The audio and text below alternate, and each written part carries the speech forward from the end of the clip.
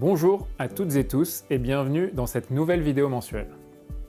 En février, le Fonds monétaire international, FMI, a relevé ses prévisions de croissance mondiale, affirmant qu'une inflation modérée et une croissance régulière ouvrent la voie à un atterrissage en douceur de l'économie mondiale.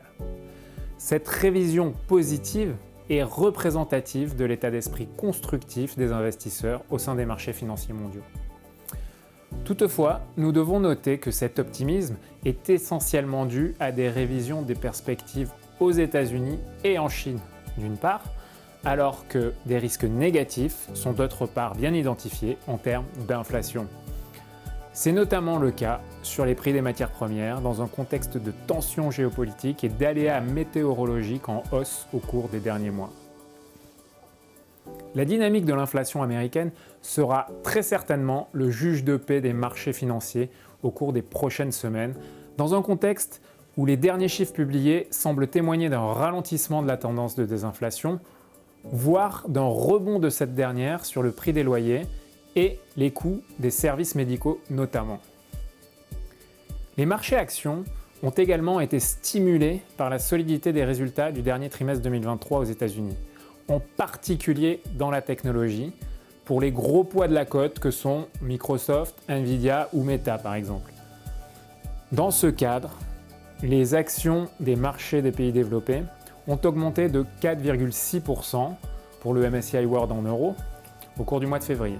Nous pouvons remarquer que ce mois-ci, les marchés émergents ont également participé à la tendance après avoir eu un début d'année divergent. Ils enregistrent une hausse de près de 5% en février grâce au rebond du marché chinois notamment. Le marché japonais a lui continué sur sa tendance de janvier et reste la zone géographique la plus performante sur ce début d'année. Sur le mois de février, les performances des fonds ont progressé respectivement de 0,8%, 1,4% et 3,5%, portant ainsi les performances nettes depuis le début de l'année 2024 à plus 1,6% pour le fonds patrimoine, plus 2,7% pour équilibre et 5,7% pour le fonds croissance. L'optimisme que nous avions évoqué dès janvier est resté de mise au cours du mois de février. Les indicateurs publiés, conformément à nos attentes, ont renforcé la crédibilité de la vigueur économique américaine. En revanche, les chiffres d'inflation de janvier ont instillé le doute dans l'esprit des investisseurs quant à la probabilité d'une baisse de taux directeur au premier semestre. Les taux pourraient donc rester élevés encore quelques mois. Ce constat fait directement écho aux réflexions que nous évoquions le mois dernier. Notre analyse nous pousse à considérer que la probabilité d'un rebond de l'inflation au cours des prochains mois est non négligeable. La baisse des chiffres a été clairement favorisée par la baisse des prix de l'énergie au cours des 8 derniers mois. Mais cette tendance pourrait, sans pour autant se retourner, cesser de contribuer favorablement dans un avenir proche. Dans ce cadre, nous favorisons une exposition au dollar américain dans les fonds et maintenons une duration faible pour les prochaines semaines.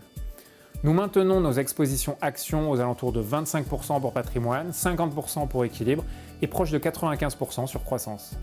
Nous avons pris des bénéfices au cours du mois passé sur la tech américaine après la séquence de publications très favorable sur le T4 2023. En revanche, nous restons exposés sur les marchés japonais et indiens qui restent attractifs en termes de dynamique bénéficiaire à nos yeux.